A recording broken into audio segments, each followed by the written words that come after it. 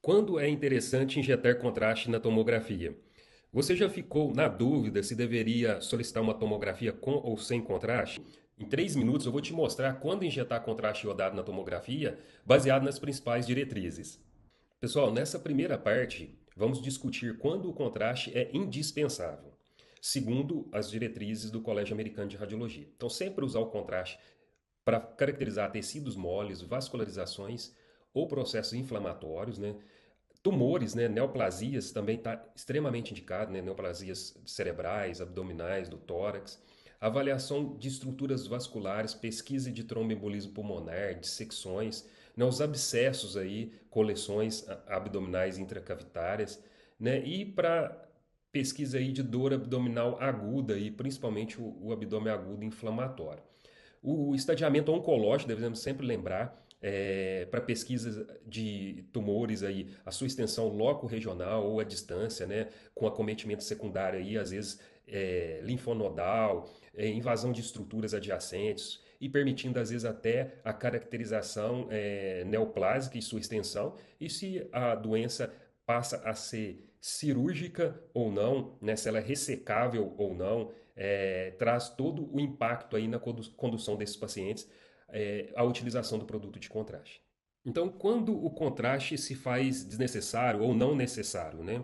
Tem algumas condições que a própria densidade natural dos tecidos já permite uma avaliação adequada, né? Por exemplo, o traumatismo craniano inicial, uma tomo sem contraste. Tomografia de tórax para pesquisa de nódulo pulmonar ou até para o rastreamento do câncer de pulmão, né, com baixa dosagem. A tomografia dos seios da face para sinusite, a tomografia de abdômen ou a urotomografia para avaliação de litíase renal, fraturas, no caso ortopédicas aí, em que não se tem a suspeita às vezes de infecções, né, osteomielite, a tomografia se faz altamente indicada apenas com uso sem contraste. Esse exame de tomografia sem contraste que vocês estão vendo ao lado, tomografia de abdômen para pesquisa de litíase ou urolitíase, note que a gente consegue distinguir a diferença entre as densidades das estruturas, notando os cálculos renais à esquerda, e aqui já percebe-se um cálculo no ureter proximal, ali na transição entre a pelve e o ureter, né, na junção uretero-piélica esquerda.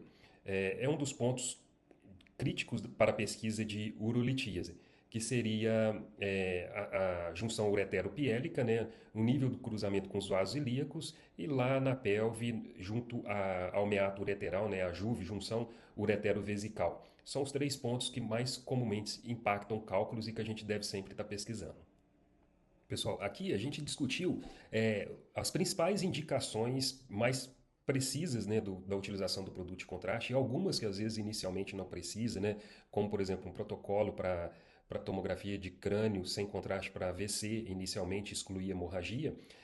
São alguns casos clássicos aqui que a gente resolve a maioria dos casos clínicos aí do dia a dia, mas vão chegar alguns casos que vai gerar certa dúvida se utiliza ou não o contraste endovenoso. Nesses casos, o mais interessante é discutir com o médico radiologista, né, passar a opinião clínica, a suspeita clínica daquele caso e, claro, também baseando aí nos protocolos institucionais.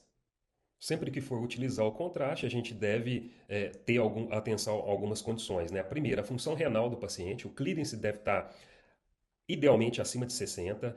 Entre 30 e 60 a gente vai pesar o risco-benefício, abaixo de 30 a gente tenta evitar. Lembrar dos pacientes com risco de insuficiência renal, às vezes a hidratação pode estar indicada, né? O uso da metformina também, a gente precisa saber a função renal adequada desse paciente para avaliar uma eventual suspensão da medicação pós-contraste. E lembrar dos potenciais alérgicos, tá? Não tem como predizer se o paciente vai ter uma reação alérgica ou não ao contraste. Mas pacientes que já tiveram, chama um pouco o alerta para que a gente tome mais cuidado e, às vezes, eventualmente, algumas medidas profiláticas aí para diminuir o risco de reações adversas. A utilização do produto de contraste requer um raciocínio clínico, né? Quando a gente quiser sempre detalhar estruturas vasculares, realce e tumores, sempre está utilizando. Lembrar que o contraste não é um vilão, na verdade, ele auxilia muito o diagnóstico. A indicação precisa ajuda o seu paciente.